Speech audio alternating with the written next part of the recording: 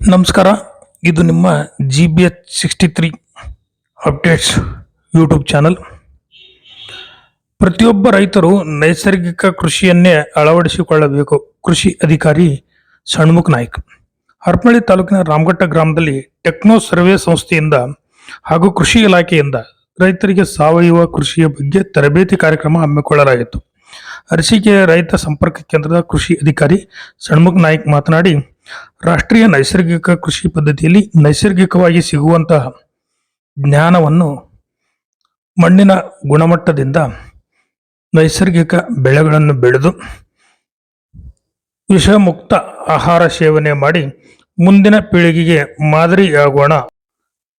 ಆದ್ದರಿಂದ ಯಾವುದೇ ಕಾಯಿಲೆಗಳು ಬರದಂತೆ ನೈಸರ್ಗಿಕ ಕೃಷಿಯನ್ನೇ ಅಳವಡಿಸಿಕೊಳ್ಳೋಣ ಎಂದು ಹೇಳಿದರು. ಟೆಕ್ನೋ ಸರ್ವೆ ಸಂಸ್ಥೆಯ ಅಧಿಕಾರಿ ಸುನೀಲ್ ಮಾತನಾಡಿ, ರೈತರು ರಾಸಾಯನಿಕ ಗೊಬ್ಬರದಿಂದ ಮಣ್ಣಿನ ಸತ್ವವನ್ನು ಕಳೆದುಕೊಂಡು ಭೂಮಿ ಹದಗೆಟ್ಟಿದೆ. ರಾಸಾಯನಿಕ ಮುಕ್ತ ಕೃಷಿಯನ್ನು ರೈತರಿಗೆ ಸಾವಯವ ಕೃಷಿ ಬಗ್ಗೆ ತರಬೇತಿ ನೀಡಬೇಕು. ಜೀವಾಮೃತ, ಘನ ಜೀವಾಮೃತ, ಬೀಜಾಮೃತ, ನೀಮಾಸ್ತ್ರ ಹಾಗೂ ಭೂಮಾಸ್ತ್ರ ಕೀಟಗಳ ಬಗ್ಗೆ ಯಾವ ರೀತಿ ತಯಾರಿ ಮಾಡಿಕೊಳ್ಳಬೇಕು ಎಂದು ಮುಂದಿನ ದಿನಗಳಲ್ಲಿ ತರಬೇತಿ ನೀಡಲಾಗುವುದು ಎಂದು ಹೇಳಿದರು. ಈ ಸಂದರ್ಭದಲ್ಲಿ ಟೆಕ್ನೋ ಸರ್ವೆ ಸಂಸ್ಥೆಯ ಸಂಪನ್ಮೂಲ ವ್ಯಕ್ತಿಗಳಾದ ಸಿದ್ದೇಶ್, ಪುನೀತ್, ಸಂತೋಷ್, ದ್ವಾರಕೇಶ್, ಕೃಷಿ ಸಖಿ ಅಂಜಿನಮ್ಮ, ರೈತ ಮುಖಂಡರಾದ ಪ್ರಭುಗೌಡ, ಸುಭಾಷ್, ಬಸವರಾಜ್, ಮಂಜುನಾಥ್ ಹಾಗೂ ರೈತರು ಮತ್ತು ಗ್ರಾಮಸ್ಥರು ಹಾಜರಿದ್ದರು. ವರದಿ ಮಹೇಶ್, ಹಿರಿಯ ಪತ್ರಕರ್ತರು. ನಮಸ್ಕಾರ. ಇದು ನಿಮ್ಮ GBH63 ಅಪ್ಡೇಟ್ಸ್ ಯೂಟ್ಯೂಬ್ ಚಾನಲ್. ದಯಮಾಡಿ ನಮ್ಮ ಚಾನಲನ್ನು ಶೇರ್ ಮಾಡಿ, ಸಬ್ಸ್ಕ್ರೈಬ್ ಮಾಡಿ, ಲೈಕ್ ಹಾಗೂ ಕಮೆಂಟ್ ಮಾಡಿ. ಧನ್ಯವಾದಗಳು. ಟೆಕ್ನೋಸರ್ ಸಂಸ್ಥೆಯಿಂದ ನಾವು ರೈತರಿಗೆ ಇವತ್ತು ತರಬೇತಿ ರಾಮಘಟ್ಟ ಗ್ರಾಮದಲ್ಲಿ ತರಬೇತಿ ಕೊಟ್ಟಿದ್ದೆವು. ಇದು ಏನಂತ ಹೇಳಿದ್ರೆ ಮೇನ್ ರಾಷ್ಟ್ರೀಯ ನೈಸರ್ಗಿಕ ಕೃಷಿ ಪದ್ಧತಿ ಯೋಜನೆಯಡಿಯಲ್ಲಿ ನಾವು ರೈತರಿಗೆ ತರಬೇತಿಯನ್ನು ಮಾಡ್ತಿದ್ದೀವಿ. ಏನಂತ ಹೇಳಿದರೆ ನಮಗೆ ಇದು ನೈಸರ್ಗಿಕವಾಗಿ ಸಿಗುವಂತಹ ನಮ್ಮ ಇದರಲ್ಲಿ ನಮ್ಮ ಸುತ್ತಮುತ್ತಲಿನ ಅಂದರೆ ನಮ್ಮಲ್ಲೇ ಸಿಗುವಂತಹ ಬಯೋ ರಿಸೋರ್ಸಸ್ ಏನಿರ್ತಾವಲ್ಲ ಅದನ್ನು ಅಳವಡಿಸ್ಕೊಂಡು ನಾವು ಆಲ್ಮೋಸ್ಟ್ ರೈತರಿಗೆ ಏನು ಹೇಳಿದ್ದೀವಿ ಅಂದರೆ ನಮ್ಮಲ್ಲಿ ಒಂದು ದೇಸಿ ತಳಿ ಹಾಗೂ ಅದರ ಜೊತೆ ಜಾನುವಾರು ಪದ್ಧತಿ ಮತ್ತು ಅದರ ಜೊತೆಗೆ ನಮ್ಮ ನ್ಯಾಚುರಲ್ ಆಗಿ ಸಿಗುವಂಥ ಎಲ್ಲ ಏನಿರ್ತಾವಲ್ಲ ಅದನ್ನು ಅಳವಡಿಸ್ಕೊಂಡು ನಾವು ನೈಸರ್ಗಿಕ ಕೃಷಿ ಮಾಡ್ಬೇಕಂತ ಹೇಳಿ ನಾವು ರೈತರಿಗೆ ತರಬೇತಿ ಟೆಕ್ನೋಸರ್ ಸಂಸ್ಥೆಯಿಂದ ನಾವು ಕೊಟ್ಟಿದ್ದೆವು. ನಾವು ಇನ್ನೊಂದು ಏನಂತ ಹೇಳಿದರೆ ಈ ನೈಸರ್ಗಿಕ ಕೃಷಿ ಅಂತ ಹೇಳ್ತಾರೆ ಎಲ್ಲ, ಬಟ್ ನೈಸರ್ಗಿಕ ಕೃಷಿ ನಾವು ಆಳವಾಗಿ ಹೋದ್ರೇ ಗೊತ್ತಾಗುತ್ತೆ ಅದ್ರ ಬಗ್ಗೆ. ಏನಂತ ಹೇಳಿದರೆ ಅಂದರೆ ನಾವು ಹೇಳ್ತೀವಿ ಈಗ ಒಂದು ದೇಸಿ ತಳಿ ತಗೊಂಡ್ರೆ ಅದರ ಜೊತೆಗೆ ನಮ್ಗೆ ಏನು ಸಿಗುತ್ತೆ, ಅದರಿಂದ ಸಗಣಿ ಸಿಗುತ್ತೆ, ಅದರಿಂದ ನಮ್ಗೆ ಏನು ಸಿಗುತ್ತೆ, ಅದ್ರ ಮೂತ್ರ ಸಿಗುತ್ತೆ. ಅದರಿಂದ ನಾವು ಎಷ್ಟೋ ಒಂದು ನಮಗೆ ನಮ್ಮ ಏನೈತಲ್ಲ ನಾವು ಬೆಳೆಗಳು ಬೆಳಿತೀವಲ್ಲ ಅದರಿಂದ ಏನು ಉತ್ಪತ್ತಿ ಆಗ್ತಾವಲ್ಲ ಅದರಿಂದ ನಾವು ಏನು ರೌದಿ ಇರ್ಬೋದು, ಅದರದ್ದು ಏನು ಅವೆಲ್ಲ ಅವೈಲೇಬಲ್ ಸೋರ್ಸಸ್ನ ತಗೊಂಡು ನಾವು ಗೊಬ್ಬರ ಮಾಡಿ ಅದನ್ನು ಮಾಡಿಕೊಟ್ರೆ ನಾವು ಅಂದರೆ ನಾವು ಹೇಳ್ತೀವಲ್ಲ ಸೂಕ್ಷ್ಮ ಜೀವಿಗಳು ನಮ್ಮ ಭೂಮಿಯಲ್ಲೇ ಅಂದರೆ ಇರ್ತವೆ.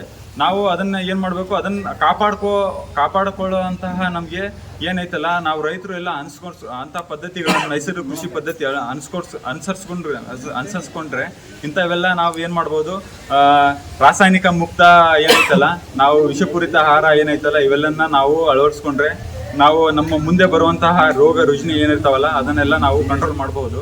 ಮತ್ತು ಇದನ್ನೇ ಮುಕ್ತ ಆಹಾರದಿಂದ ನಾವು ಏನು ನೈಸರ್ಗಿಕ ಕೃಷಿ ಪದ್ಧತಿ ಹೇಳಿದ್ನಲ್ಲ, ಈ ನೈಸರ್ಗಿಕ ಕೃಷಿ ಪದ್ಧತಿಯಲ್ಲಿ ನಾವು ಏನು ಮಾಡ್ಬೇಕಂತ ಹೇಳಿದರೆ ಮುಂದೆ ನಮ್ಮ ಪೀಳಿಗೆಗೆ ಅಂದರೆ ನಾವು ಈ ಜನ್ರೇಷನ್ ಅಂದರೆ ಮುಂದಿನ ನಮ್ಮ ಪೀಳಿಗೆಗಾದರೂ ಅಥವಾ ಆ ಪೀಳಿಗೆ ನೆಕ್ಸ್ಟ್ ಜನ್ರೇಷನ್ಗೆ ರೋಗ ಮುಕ್ತ ಆಹಾರವನ್ನು ನಾವು ಕೊಡೋಕ್ಕೆ ನಾವು ಬಯಸ್ಬೇಕಂತ ಹೇಳ್ತೀವಿ. ನಾವೆಲ್ಲ ರೈತರು ಕೈ ಜೋಡಿಸಿದ್ರೆ ಇಂಥ ನಮ್ಮ ಮುಂದಿನ ಪೀಳಿಗೆಗಳಿಗೆ ನಾವು ಈಗ ಜಸ್ಟ್ 1 ಎಕರೆಯಿಂದ ಸ್ಟಾರ್ಟ್ ಮಾಡಿದರೆ ನಾವು ಅರ್ಧ ಎಕರೆ, 1/4 ಎಕರೆ ಹಿಂಗೆ ಸ್ಟಾರ್ಟ್ ಮಾಡಿದ್ರೆ ಅಟ್ಲೀಸ್ಟ್ ನಮ್ಮಲ್ಲಿ ನಾವು ರೈತರು ಏನು ಮಾಡ್ಕೋಬೇಕು, ನಮಗೋಸ್ಕರ ವಿಷಮುಕ್ತ ಆಹಾರ ಇದು ಮಾಡಿಕೊಂಡು ಊಟ ಮಾಡಿಕೊಂಡು ಬೇರೆಯವ್ರಿಗೆ ಆಮೇಲೆ ನಾವು ಉಳಿದ್ರೆ ಬೇರೆಯವ್ರಿಗೂ ಕೂಡ ನಾವು ಅಂಥ ವಿಷಮುಕ್ತ ಆಹಾರವನ್ನು ನಾವು ಕೊಡ್ಬೇಕಂತ ಹೇಳಿ ನಾನು ಅಷ್ಟು ಹೇಳಕ್ಕೆ ಇಷ್ಟಪಡ್ತೀನಿ.